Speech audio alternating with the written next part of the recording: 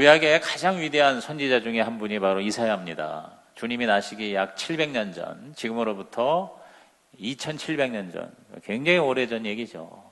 그때 이사야가 우리 하나님의 예언을, 특히 메시아 예언을 가장 많이 했어요. 그래서 이사야서는요, 사실은 복음서라고 할 수 있어요. 구약의 복음서.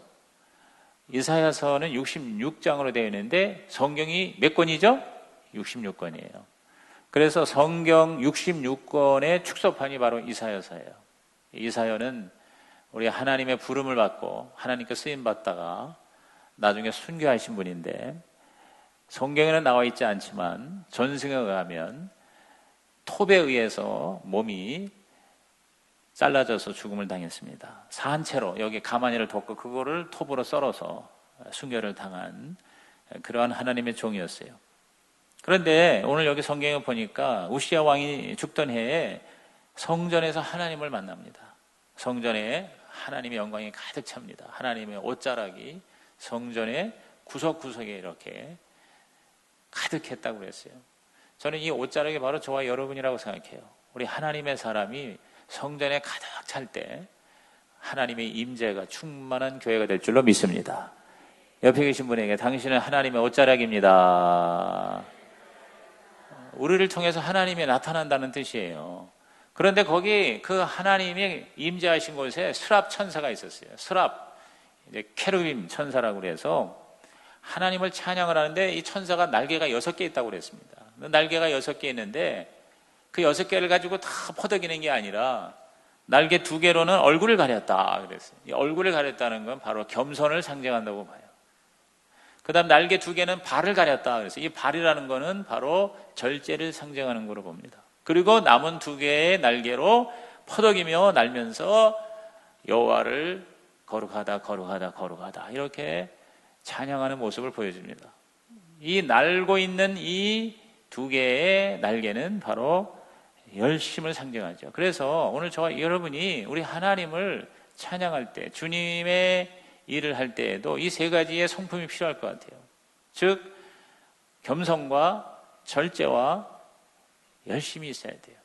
참 좋은 얘기 아닙니까? 오늘 여러분이 바로 하나님을 섬기고 하나님을 예배하고 하나님을 찬양하는 이 스랍 천사와 같은 아름다운 영광이 되기를 주님의 이름으로 축원합니다. 한번 따라합시다. 겸손과 절제와 열심 주옵소서. 오늘 이렇게 하나님 앞에 구하시기를 바랍니다.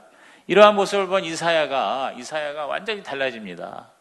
저는 이 이사야가 하나님 앞에 지금 이 부름받은 자리인데, 오늘 이 예배 자리에 저와 여러분이 이 시대의 이사야가 되기를 주의 이름으로 축원합니다. 이사야는 하나님으로부터 쓰임을 당했어요. 자기의 몸이 완전히 절단날 정도로 마치 그 예수 그리스도처럼 자기의 몸을 하나님 앞에 제물로 드린 자예요. 오늘 우리가 하나님 앞에 진짜 복이 뭘까? 성경적인 복은 저는 4가지의 차원이라고 봐요. 첫째 복이 뭐냐면 받는 복이에요. 따라합시다. 받는 복. 예수 믿는 것은 받은 증거 많다 그랬어요. 그러니까 우리가 일단은 예수님의 복을 받을 건 다 받아야 돼요. 하나님이 여러분에게 주시고자 예정된 복은 다 받아 누리시기를 바랍니다. 그러니까 받을 건 받아야 돼. 예수 믿었는데 복을 우리 받아야 될 거 아니에요? 영혼이 잘된 것이 범사가 잘되고 강건한 우리 순복음은 정말 이 복에 관한 하는 가장 앞서는 교단이에요. 그래서 우리 순복음교회 교인들이 정말 복을 많이 받아요. 왜? 복은 받아야 된다. 예수 믿으면 복 받아야 된다. 이게 아주 굉장히 강력해요. 근데 거기서 머물러면 안 됩니다. 저는 2번째 복이 있어요. 그게 바로 누리는 복입니다. 따라합시다. 누리는 복. 많이 가지고 있는 것보다 더 좋은 복이 뭐냐면 그거를 내가 누리는 거예요. 누리는 거예요. 여러분, 저와 여러분이 내가 뭘 많이 가지고 있다는 소유를 자랑하지 마세요. 여러분은 주님이 나에게 주신 것을 잘 써먹는 자가 되길 바라요. 활용하는 자가 되길 바라요. 누리는 자가 되길 바라요. 하나님이 나에게 주신 것을 여러분이 누리면서 행복하시기를 바랍니다. 많이 가졌다고 해서 행복하지 않아요. 그걸 내가 잘 누려야 돼요. 여러분, 오늘 이 시대에 이 땅에서 사는 우리가 우리의 삶을 누리기를 바라요. 우리나라가 얼마나 좋은 나라인가. 맨날 헬 조선 이러지 말고, 이 헬 조선하면서도 여기서 떠나지 못하고 사는 사람은 진짜 헬이 뭐예요? 지옥이야, 지옥. 자기는 지옥에서 산다는 건데 이게 얼마나 기가 막혀요. 여러분, 지금 우리나라가 세계적으로도 정말 잘 사는 나라예요. 나라는 조그맣고 나라는 그렇게 부강하지 않은데 국민들은 어쩜 이렇게 잘 사는지 몰라. 우리의 생활 수준이라든가 이런 모든 지금 우리가 누리고 있는 게 이게 대단한 거예요. 근데 이걸 우리가 정말 말 그대로 누려야 돼요. 여러분, 이 분당이 정말 아름다운 도시고 이 탄천이 얼마나, 여러분, 우리 가까이에 이 시내가 있다는 게, 이 강이 있다는 게 여러분 이거 기가 막힌 거예요. 산이 있고 강이 있고 작은 나라인데도 있을 건 다 있어요. 미국에 제가 크로스 컨트리를 한 적이 있는데요. 하루 종일 제가 제일 많이 운전을 한 게 900마일이에요. 900마일이면 1500km입니다. 1500km를 하루에 내가 달린 적이 있어요. 그러면서 우리가 그때 달릴 때 무슨 얘기를 했냐면 서울하고 부산이 400 몇 킬로, 한 500km라고 잡아. 그러면 서울, 부산을 왕복하고 또 다시 부산에 간 게 그게 1500km예요. 그 1500km를 내가 달리는데 언덕 하나 안 넘디다. 이 캔사스 스테이트라든가 텍사스 스테이트 여기를 차로 운전하면은요, 지평선이 끝도 없이 있어. 하루 종일 달리는데 산 하나 안 나와. 그냥 평야. 그러니까 그 미국이란 나라가 우리나라보다 한 150배 커요. 그렇게 큰 나라인데도 불구하고 산을 구경하려면은요, 무슨 그 거대한 락키 마운틴 지역을 가든지 아니면 동부에 좀 산이 있고요. 그냥 그야말로 그냥 평야와 사막이 바로 미국이라는 나라예요.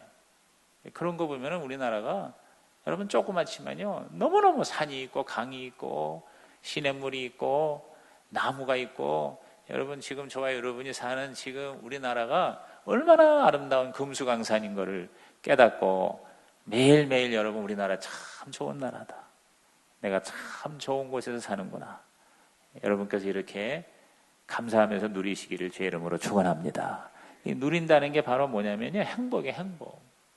근데 우리 너무 많은 사람들이 자기가 얼마나 소중한 것을 가지고 있는지를 깨닫지를 못하고 누리지 못하는 경우가 너무 많아요. 예수 믿는 것도 우리가 누려야 돼요. 우리 하나님 앞에 예배하는 것도, 기도하는 것도, 하나님 말씀 나누는 것도, 믿는 자들하고 같이 교제하는 것도, 이런 것들을 다 여러분이 영어로 엔조이 해야 돼, 엔조이.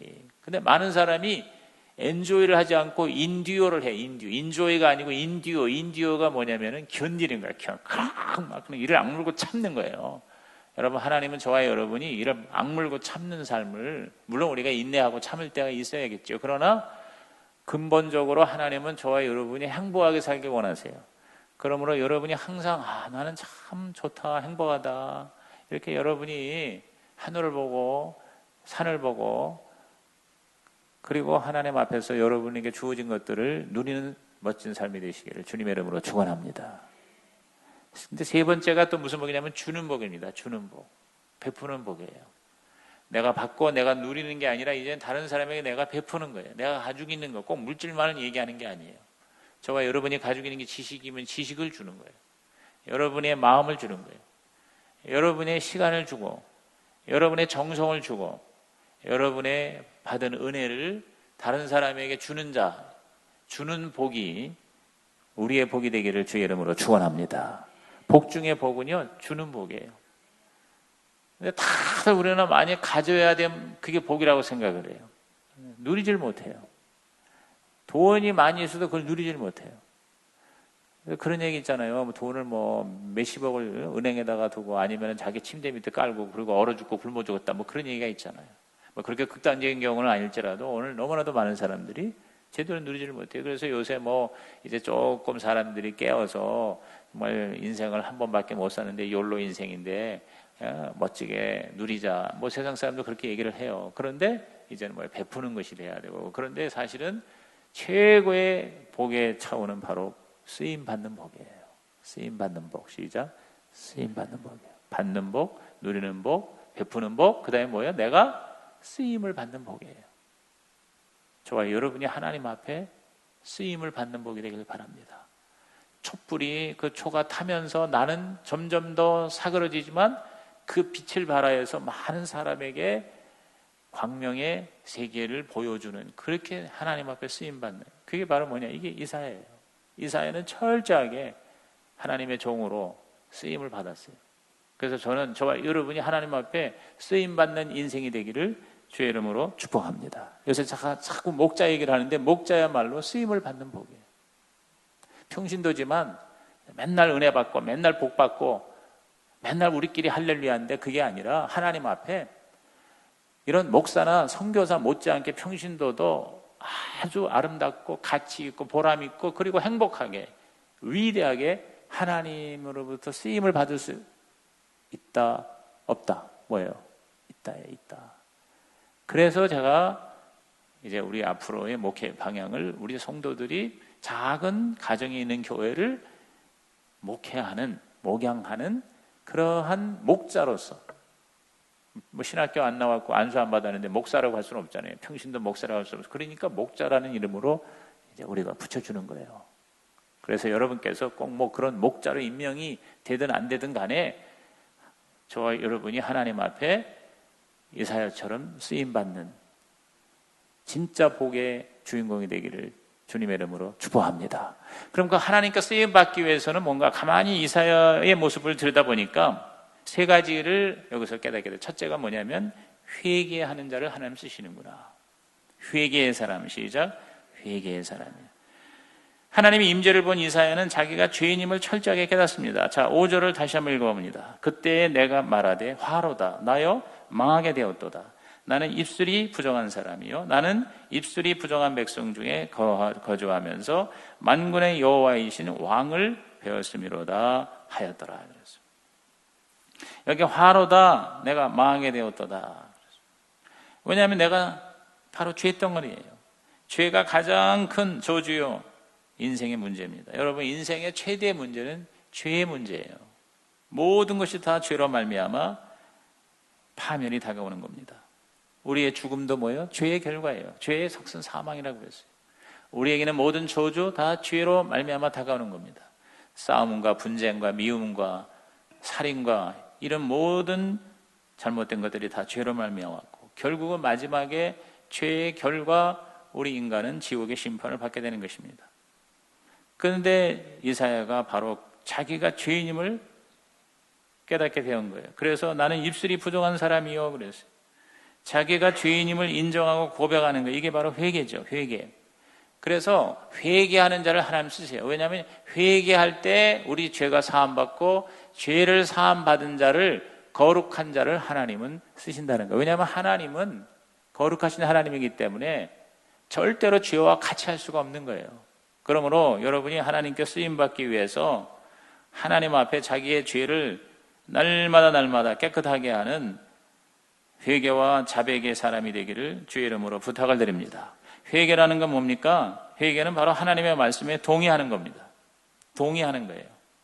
confession이라는 이 고백이라는 말, 회개라는 말은 뭐냐면 콘과 패스의 합성어입니다. 패스라는 게 토하다, 말하다는 뜻이고 콘이라는 말이 같다는 뜻이에요. 그렇죠? 같다.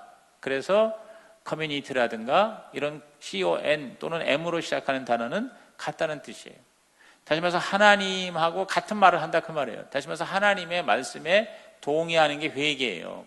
여러분이 그냥 회개한다고 해서 막 울며 불며 슬퍼하는 그런 것이 회개의 본질이 아니라 하나님이 하신 말씀에 내가 동의하는 거예요. 근데 하나님은 뭐라고 하는 거니? 인간은 바로 죄인이다. 너는 죄인이야. 라는 말에 내가 동의하는 게 그게 바로 회개예요, 회개. 여러분, 경찰한테 우리가 잡혀갔을 때 경찰이 당신이 지금 죄를 지었어 라고 할 때 예, 내가 죄를 지었습니다. 내가 법을 어겼습니다. 라고 그 경찰이 하는 말에 혹은 판사가 하는 말에 내가 동의하는 거. 이게 바로 뭐예요? 자백이죠. 이게 바로 하나님 앞에서의 회개인 것입니다. 그래서 이사야는 자기가 죄인임을 깨닫고 하나님의 거룩의 거울에 비친 자기의 모습을 보니 정말 하나님 앞에는 설 수가 없는 그러한 죄인인 것을 깨닫게 된 것이에요. 그래서 나는 입술이 부정한 사람이요 입술이 부정한 백성 중에 거주하면서 만군의 여호와이신 왕을 배웠음이로다 그랬어요. 그래서 나는 망했다는 거예요. 죄를 가지고는 하나님을 만날 수가 없어요. 구약에서의 개념은 뭐냐? 절대로 하나님을 볼 수가 없어요. 하나님의 얼굴을 보는 순간 그 자리에서 죽는 거예요. 왜? 하나님 앞에 인간은 설 수가 없어요. 이 죄인이 하나님 앞에 절대로 설 수가 없어요. 그런 점에서 오늘 우리가 이렇게 예수님을 통해서 죄사함을 받고 신약시대, 은혜시대에 이렇게 날마다 여러분이 나와서 이렇게 하나님 앞에 예배를 이렇게 마음대로 드릴 수 있다는 것은 이것은 엄청난 은혜고 특권이에요. 이건 기가 막힌 거예요. 이것을 우리가 너무 이거를 제대로 알지 못하기 때문에 하나님 앞에 예배 드리는 거에 대해서 진정한 감동이 없는 거예요. 감격이 없는 거예요. 여러분, 우리는 절대로 하나님 앞에 스스로 설 수 없어요. 죄를 가지고는 절대 하나님 앞에 만날 수가 없어요. 그 죄를 다 하나님 앞에 토하고 인정하고 동의해서 깨끗하게 죄사함을 받음으로 우리는 하나님 앞에 나와서 예배를 드릴 수가 있는 것입니다. 6절과 7절 보십시오. 그때 그 서랍 중에 하나가 부젓가락으로 제단에서 집은 바 핀 숯을 손에 가지고 내게로 날아와서 그것을 내 입술에 대며 이르되 보라, 이것이 내 입에 닿았으니 내 악이 저해졌고 내 죄가 사하여졌느니라 하더라. 한번 따라합시다. 내 죄가 사하여졌느니라. 예.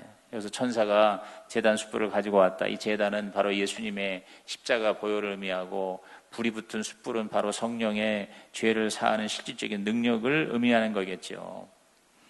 이사야의 부정한 입술에 그 제단 숯불이 닿으니 그 모든 부정과 죄가 다 사했다. 다시 말해서 죄사함 받고 속죄되었고 구원을 받았다는 것입니다. 이것은 전적으로 하나님의 은혜고 하나님의 선물인 것입니다. 이사야가 뭘 하나님 앞에 잘해서가 아니라 그냥 일방적으로 천사가 그 제단 숯불을 가지고 와서 입술에 그 갖다 대니 깨끗하여졌다고 그랬습니다. 그렇습니다. 하나님의 은혜로 하나님의 선물로만이 우리는 죄사함 받고 구원을 받을 수가 있는 것입니다. 이 하나님의 죄를 사하는 능력이 바로 복음이에요. 오늘 여러분의 입술에 복음이 들어올 때 우리의 모든 죄가 다 사함을 받고 우리들의 모든 악이 다 하나님 앞에 거룩으로 변화가 될 줄로 믿는 것입니다. 그래서 바울은 로마서 1장 16절 17절에 로마서에 우리 1년 동안 들은 로마서의 주제가 바로 뭡니까? 바로 복음이에요. 복음. 우리 다시 한번 이 복음의 주제를 다 같이 읽어봅니다. 시작. 내가 복음을 부끄러워하지 아니하노니 이 복음은 모든 믿는 자에게 구원을 주시는 하나님의 능력이 됨이라. 먼저는 유대인에게요 그리고 헬라인에게로다. 복음에는 하나님의 의가 나타나서 믿음으로 믿음에 이르게 하나니 기록된 바 오직 의는 믿음으로 말미암아 살리라 함과 같으니라 그랬어요. 구원을 주시는 하나님의 능력이다. 구원이 뭐예요? 구원? 여러분 항상 구원하면 세 가지를 늘 염두에 둬야 돼요. 구원은 첫째 죄사함이에요. 죄사함. 죄를 하나님 앞에 용서받는 게 구원이에요. 하나님 앞에 죄를 용서받아야 하나님을 만날 수가 있고 하나님의 생명을 얻을 수가 있고 하나님과의 관계가 회복될 수가 있는 것이죠. 우리는 끊임없이 이 구원의 감격을 잊어먹지 말아야 됩니다. 늘 내가 하나님 앞에 예수님의 십자가 복음으로 죄사함 받은 것에 대한 확신, 이 확신으로 여러분은 하나님께 나아갈 수가 있고 하나님께 쓰임받을 수가 있는 것입니다. 또 구원이라는 것은 바로 뭐냐? 하나님 앞에 이 땅에 태어난 목적을 이루는 거예요. 우리가 하나님 앞에 구원을 받을 때야만 비로소 진짜 내가 이 세상에 태어난 목적을 이룰 수가 있는 거예요. 그러므로 그냥 내가 예수 믿고 죽은 다음에 천국 간다 그것만이 아니라 우리의 이 땅에서의 삶 전체가 다 구원받는 거예요. 그러니까 우리들의 몸도 구원받아서 이 몸이 이제는 주님의 영광을 위해서 쓰임을 받는 거예요. 저와 여러분이 가지고 있는 시간도 구원을 받아서 우리의 시간이 하나님의 뜻대로 쓰여지는 거, 이게 구원이에요. 여러분이 가지고 있는 모든 물질이나 소유도 바로 구원을 받았기 때문에 하나님의 목적에 따라서 이것이 가게 돼 있는 거예요. 이게 바로 구원이에요. 그러므로 저와 여러분이 구원받았다는 것은 죄사함 받아서 하나님 앞에 내가 올바로 설 수 있을 뿐만 아니라 내가 이 세상에 태어난 삶의 목적을 하나님의 그 계획대로 온전히 이루게 된다. 이게 바로 구원입니다. 그래서 우리가 구원은 한번 받은 것을 끝나는 게 아니라 계속해서 그 구원을 이루어 나가야 되는 거예요. 여러분이 점점 더 그래서 나중에 주님의 형상으로 바뀌는 거예요. 그래서 구원은 죄사함 받는 속죄뿐만 아니라 점점 더 거룩해지는 거예요. 점점 더 하나님처럼 되는 거예요. 점점 더 하나님이 저와 여러분을 창조하신 목적과 이 땅에 태어나게 하신 목적을 이루면서 살게 되는 거예요. 매일매일이 바로 우리 하나님의 뜻을 이루는 삶을 사는 거예요. 이게 구원인 거예요. 저와 여러분이 이 진짜 구원을 확실하게 받으시기를 제 이름으로 축복합니다. 그 다음에 구원은, 세 번째 구원의 의미는 영생 천국이죠. 지옥 가지 않고 천국 가는 거예요. 그게 가장 사실은 중요하죠. 그래서 보통 우리가 이제 그것이 중요하기 때문에 예수 믿고 구원받으라 그러면 뭐냐면 죽어서 지옥 가지 않고 천국 간다, 이제 그 말인 것이죠. 그런데 그것만을 생각을 할 필요가 없어요. 그것만이라면 우리가 그냥 믿자마자 바로 죽어서 천국 가는 게 제일 좋겠죠. 그런데 예수 믿는 사람이 이 땅에서도 잘 살고 건강하게 장수하면서 살아야 되는 이유는 바로 하나님의 우리를 향한 목적을 이루기 위해서 우리가 이 땅에 사는 거예요.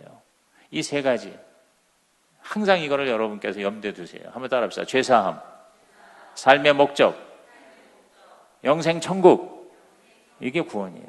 구원이 뭐냐 하면 이 세 가지가 여러분에게 확실하게 주님 안에서 깨달아지기를 주의 이름으로 축원합니다.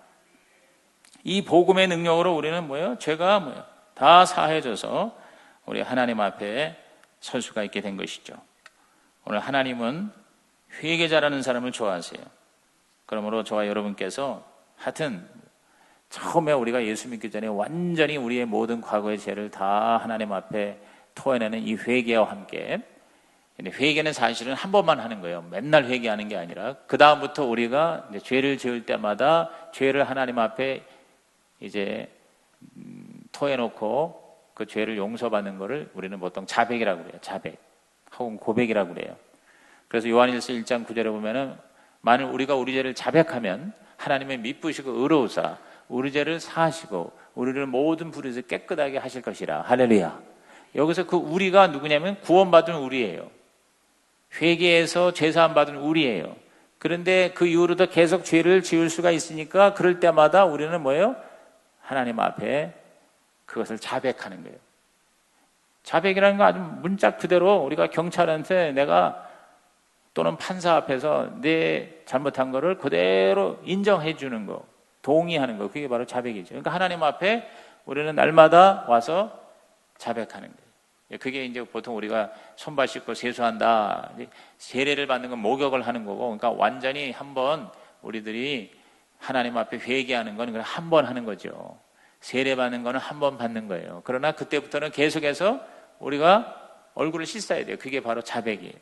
그러니까 회개와 자백을 확실히 하는 사람을 하나님은 귀하게 쓰실 줄로 믿는 것입니다. 그래서 여러분이 하나님 앞에 나올 때마다 여러분의 모든 잘못과 죄를 용서를 구하는 회개의 사람이 되시기를 주의 이름으로 축원합니다.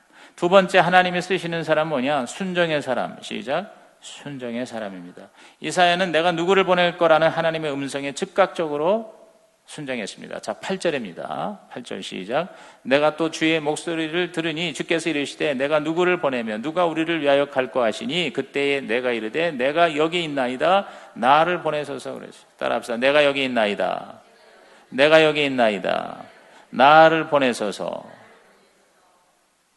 하나님의 부르심에 자발적으로 순종하는 거죠. 이게 바로 최고의 축복이에요.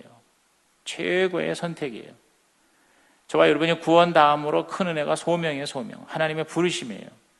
하나님의 저와 여러분을 쓰시고자 라고 부르실 때 그때 아멘, 제가 여기 있습니다. 저를 써주세요. 이렇게 하나님 앞에 자발적으로 그 부르심에 응답하는 자, 하나님은 그런 사람을 쓰시는 거예요. 하나님은 인격적인 하나님이기 때문에 또 우리에게 자유의지를 주셨기 때문에요, 절대로 강제로 우리를 노동시키지 않으세요. 구원도 강제로 받게 하지 않잖아요.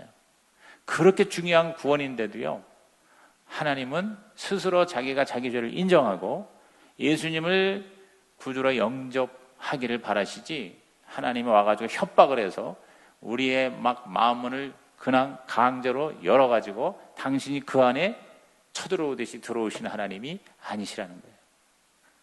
그렇기 때문에 구원도 그렇지만 하나님께 쓰임 받기 위해서 하나님이 부르시는 부름에도 내가 자발적으로 순종하는 자가 하나님께 쓰임을 받을 수가 있다는 것입니다.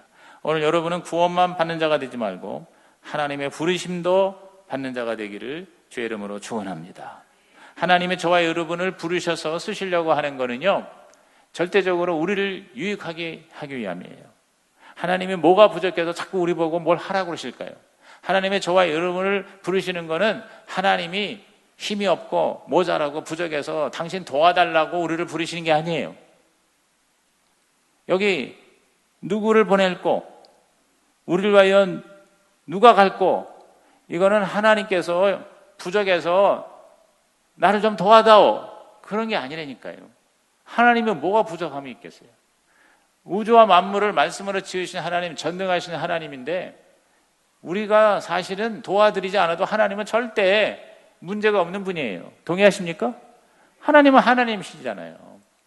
하나님이 뭐가 아쉽고 답답하고 부족해서 우리 보고 자꾸 뭘 하라고 그러시겠냐는 거예요. 근데 그거는 철저하게 두 가지. 하나님의 영광을 위해서예요. 하나님께서 당신이 구원하고 당신이 만드신 자가 하나님을 따르는 것으로 하나님이 뭐예요? 기뻐하시는 거예요. 만족하시는 거예요. 그리고 두 번째는 철저하게 우리에게 복을 주시기 위함이에요. 우리를 행복하게 하고 우리에게 상상할 수 없는 모든 좋은 것을 다 주시기 위해서 하나님이 우리 보고 헌신을 요구하시는 거예요. 이 사실을 깨닫는 저와 여러분 되기를 주님의 이름으로 부탁을 드립니다. 그래서 여러분이 하나님을 내가 도와드린다고 생각하지 마세요. 순종이라는 게, 순종이 제사보다 낫다는 말이 그 말입니다. 아무리 우리가 예배를 많이 드리고 잘 드리고 은혜 받았다고 해도 실천하지 않고 순종하지 않으면 아무 소용이 없다는 거예요. 그래서 저는 우리가 이 인격적인 면에서 지성과 감정과 의지가 있잖아요. 제일 중요한 건 저는 의지라고 생각해요. 우리가 많이 알아요. 우리가 굉장히 마음이 뜨거워요. 그런데 아무것도 안 해요. 결단을 안 하고 순종을 안 해요. 그러면 뭐예요? 그 앞에 있는 지식과 모든 우리의 뜨거움이 사실은 뭐예요? 소용이 없다는 거잖아요. 그러니까 조금 몰라도요, 조금 여러분이요, 그 마음에 무슨 격한 감동이 없어도요, 여러분이 의지적으로 우리 하나님 앞에 결단하고 내가 하나님 뜻대로 살아야 되겠다, 내가 하나님의 부르심에 응답하겠다라고 의지적으로 하나님 앞에 순종하는 거, 여러분 이것을 하나님은 가장 귀하게 여기시는 것입니다. 보세요, 여러분. 뭐 그렇게 성경 공부 많이 하고 그렇게 막 그냥 뜨거워서 그냥 올라갔다 내려갔다 천방지축을 하는데도 실질적인 행동이 없으면 아무 소용이 없는 거예요. 아무 열매가 없는 거예요. 그러므로 저는 이 신앙생활에서 중요한 게 뭐냐면 우리 의지예요, 의지. 이건 뭐냐면 저와 여러분께서 훈련을 통해서 이것이 가능한 거예요. 그래서 아무리 아는 게 많고 아무리 여러분이 뜨거워도요, 내가 의지적으로 결단하고 실천하고 순종하지 않으면 소용이 없구나. 그렇잖아요. 여러분이 그렇게 은혜를 받아도 그냥 가만히 있어요. 은혜 받고 그냥 그것으로 끝나는 거예요. 여러분, 그러면 소용이 없어요. 오늘 여러분께서 하나님이 부르시면 그것에 대해서 여러분이 결단하고 실천하고 순종하시기를 주의 이름으로 부탁을 드립니다. 저도 이렇게 이제 만나서 뭘 좀 하라고 그럴 때 거기에 대해서 예, 알겠습니다. 제가 힘들고 제가 이해가 잘 안 돼도 목사님 말씀하시니까 제가 순종하지요. 이렇게 나서는 사람을 오늘도 제가 점심을 같이 먹으면서 두 내를 만나서 설명을 하면서 얘기를 했더니 예, 목사님 하라는 대로 하겠습니다. 그러더라고요. 근데 그렇게 그 사람들이 사랑을 쏠 수가 없고 그렇게 예쁠 수가 없는 거예요. 그래서 내가 하나님이 우리를 보실 때, 우리도 하나님이 뭐라고 하실 때 순종하면 좀 부족해도 좀 모자라도 그래도 순종하는 그것을 보시고 하나님이 그 부족함을 채워주시면서까지 그 없는 거를 하나님께서 챙겨주시면서까지 우리를 쓰시고자 하는구나. 왜냐하면 내가 그렇게 순종하는 사람을 어떻게 해서 내가 이 사람을 도와줘야 되겠다. 내가 이 사람을 위해서 기도 많이 해주고 내가 이렇게 순종하는 사람을 위해서 내가 더 정성을 다해서 이 사람을 붙들어주고 도와주고 반드시 잘할 수 있도록 그렇게 최선을 다해야지라고 내 마음에 그런 마음이 드는 거예요. 하나님도 저는 똑같다고 생각해요. 하나님이 여러분이 순종하면요, 여러분이 부족해도, 여러분이 없어도, 여러분이 모자라도 하나님이 그 부족함을 채워가면서까지 그 순종하는 자에게 하나님은 챙겨주실 줄로 믿는 것이에요. 그리고 뭐예요? 그 사람을 쓰시는 거예요. 많은 것을 가졌다고, 공부를 많이 했다고, 대단한 인물이라고 하나님 쓰십니까? 근데 그런 건 대단한 거야. 그런데 뭐 하나님은 아무 관계가 없어. 하나님 앞에 순종하지 않으니까.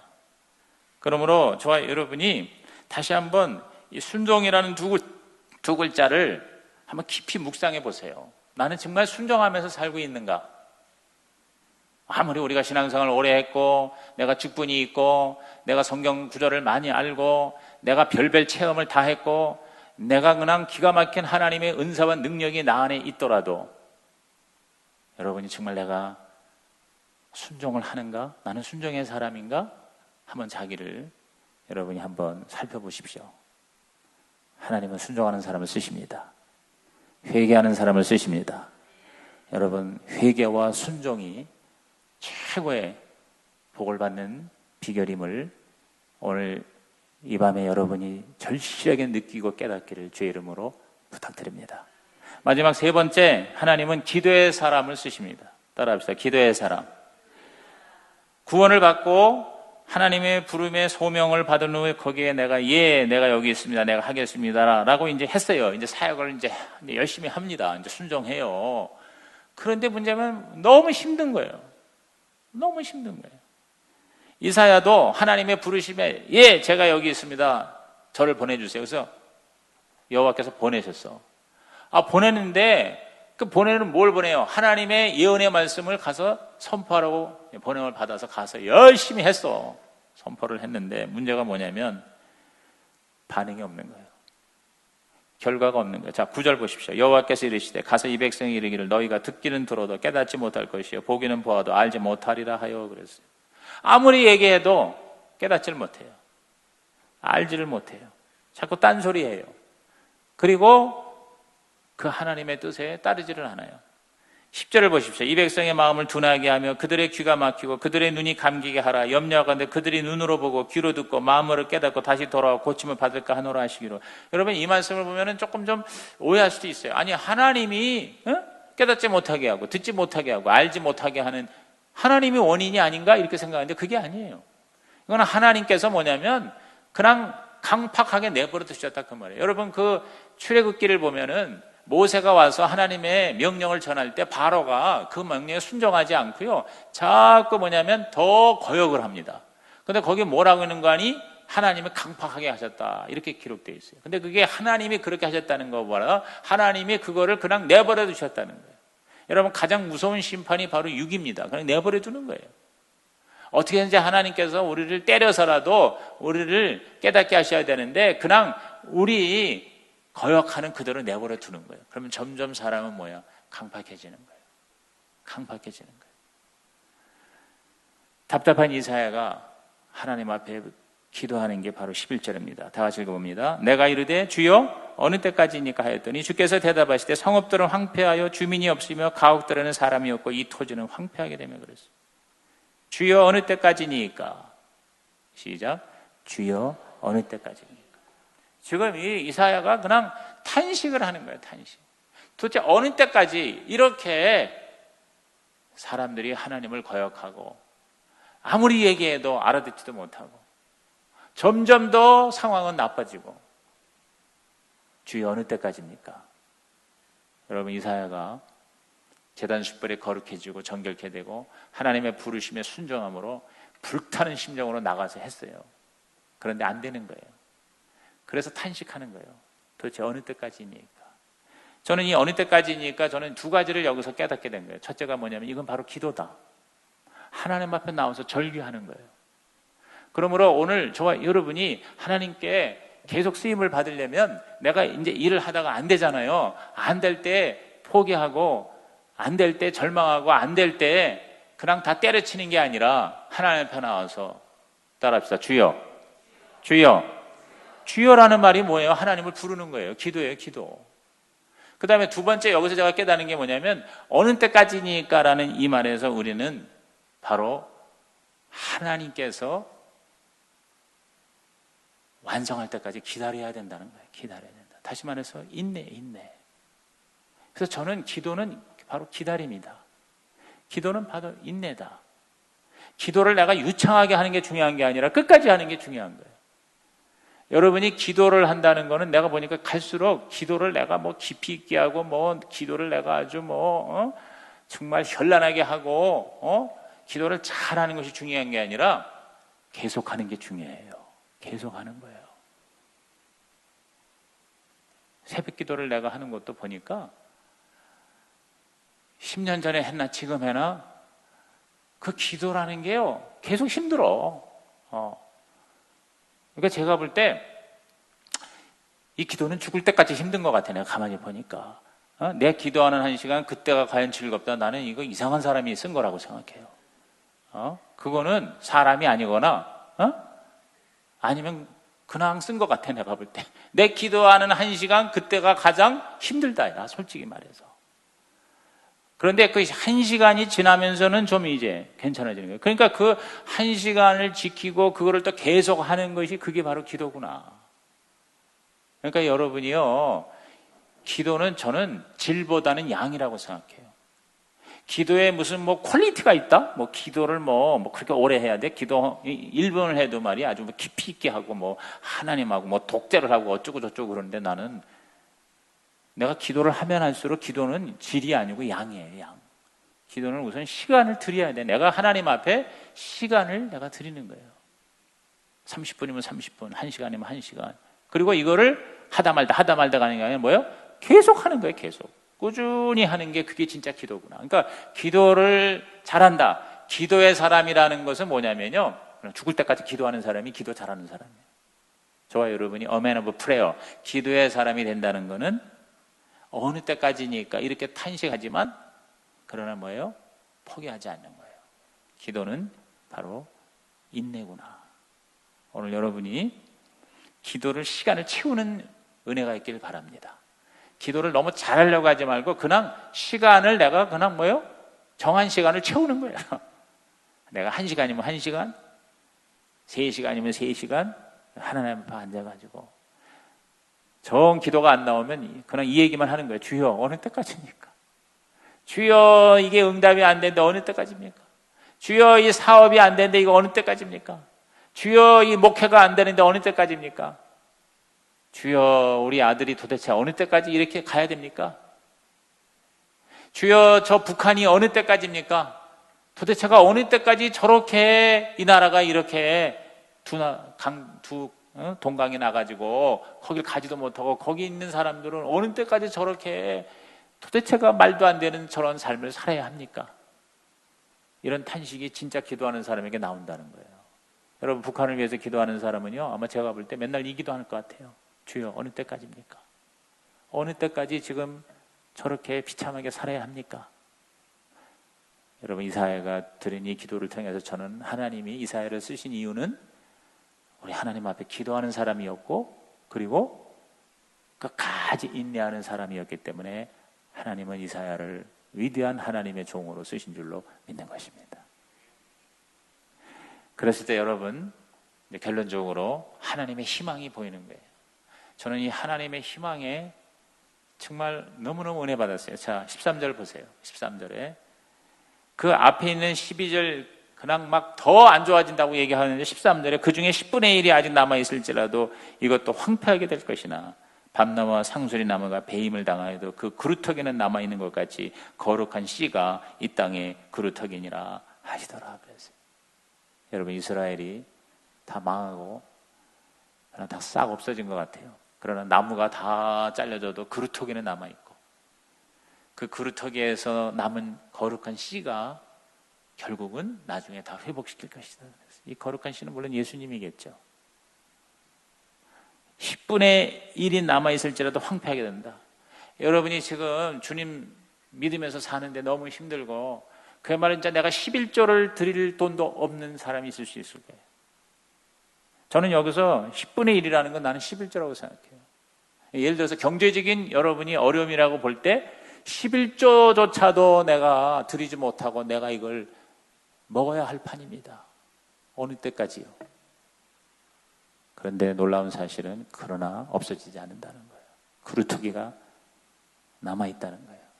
그리고 거룩한 씨 예수님 다 이스라엘 민족이 다 사라진 것 같아도 그 이스라엘에서 나온 메시아이신 예수 그리스도로 말미암아 결국은 회복의 역사, 하나님의 영광의 역사가 나타나게 될 줄로 믿는 것입니다. 저는 저와 여러분이 예수님처럼 거룩한 씨가 되시기를 주의 이름으로 축복합니다. 따라합시다. 나는 거룩한 씨다. 여러분, 씨는요 지금 당장 나타나질 않아요. 씨는요 보잘것없어요. 그냥 작은 씨예요. 그 씨에 의해서 뭐가 보이겠어요? 그러나 씨가 있는 한 그것이 심겨져서 나중에 싹이 나고 그것이 나무가 되어 기가 막힌 아름다운 열매가 언젠가는 나타나게 될 줄로 믿습니다. 여러분이 바로 그 씨가 되시기를 주의 이름으로 축복합니다. 여러분, 지난 주일날에 우리 박은수 목사 와서 간증 설교했죠. 반응이 여러 가지일 겁니다. 나도 저런 사람이 돼야지 하는 사람 있을 수 있고요. 그렇게 많지 않을 것 같아요. 근데 많은 사람들은 이야, 부담된다. 엄청 부담되네. 그렇게 생각할 거예요. 어휴, 저런 것이 목자라면 나는 못하겠어. 아마 이렇게 생각하는 분이 계실지도 모르겠어요. 근데 여러분, 그거는요, 그분이 한 10년 동안 그렇게 평신도 목자로서 그러한 최선의 삶을 살았더니 지금 이렇게 하나님께서 그 부부를 통해서 60명이 구원받아서 현재 목장 안에 있고 그 목장이 4개, 5개로 분가가 되는 그런 모습들은 바로 뭐냐면요, 그건 씨가 아니고요, 그게 바로 열매예요. 그분도 처음에는 뭐예요? 아무것도 아닌. 그분이, 저는 거기 가서 그 목자들 만나서 얘기 들은 게 뭐냐면 도대체 처음에는 무슨 소리인지, 목사님이 하는 소리가 무슨 소리인지를 못 알아듣겠다는, 그리고 왜 이렇게 해야 되는지를 이해가 안 됐다는 거예요. 그러나 내가 보이는 목사님한테 순종을 안 하면서 어떻게 보이지 않는 하나님께 순종한도 하겠냐, 그러면서 그냥 이해하고 순종을 했더니 처음에는 뭐가 뭔지 전혀 몰랐는데 하라는 대로 했더니 자기도 모르는 사이에 자기가 이렇게 하나님 앞에 영광을 돌리는, 그리고 행복한 삶을 살게 됐습니다. 이렇게 복을 많이 받았습니다. 할렐루야. 그렇게 다 고백을 하더라고요. 그러면서 다들 한 얘기가, 내가 만약에 이렇게 목자의 삶을 살지 않았다면 어떻게 내가 이런 하나님의 영광을 드러낼 수 있겠습니까? 어떻게 내가 다른 사람들을 구원하고 다른 사람들을 세워주고 그리고 많은 사람과 교회 앞에서 이런 걸 간증을 하고 하나님을 영광을 돌리고 또 기가 막히게 하나님께서 영적으로, 육적으로, 물질적으로 또 자녀들에게 이렇게 복을 주셔서, 그래서 1년에 20차례, 30차례 전국을 다니면서 그렇게 하나님의 함께 하심을 간증할 수가 있게 됐습니까? 그렇지 않았으면 나는 그냥 맨날 그대로 제가 다시 얘기하는 거예요. 지지그볶고 그냥 아내하고 싸우고 애들 먹고 사는 거 그 정도에서, 그래가지고 오히려 가정을 더 불행하게 하고 자기 자신도 자기를 자꾸 그냥 스스로 학대하고 나는 못난이야, 나는 바보 같은 인생이야, 이렇게 허무한 그런 불행의 씨가 될 수 있을 터인데, 그런데 하나님께 쓰임을 받다 보니까 내가 이렇게 기가 막히게 행복과 축복을 다 누리게 되었어요 라고 고백한 게 그분이 와서 한 얘기잖아요. 다른 얘기가 아니거든요. 그러니까 여러분이 바로 뭐냐, 그 씨를 봐야 돼, 씨. 그러니까 여러분이 다 씨예요. 지금은 아무것도 아닌 것 같아요. 그러나 하나님께 그 씨가 들림을 받으면 기가 막힌 하나님의 영광이 될 줄로 믿는 것입니다. 예수님이 바로 그런 모습이죠. 예수님의 그 부활과 영광과 승천이 바로 Holy Seed, 그 거룩한 씨에서 출발한 것이죠. 오늘 우리가 바로 그러한 하나님의 거룩한 씨가 되시기를 주의 이름으로 축복합니다. 기도하겠습니다. 하나님 아버지, 오늘 이사야 6장을 통해서 우리 모두가 다 이사야의 스토리가 나의 복음이 되게 하여 주시옵소서. 예수님의 이름으로 기도하옵나이다. 아멘.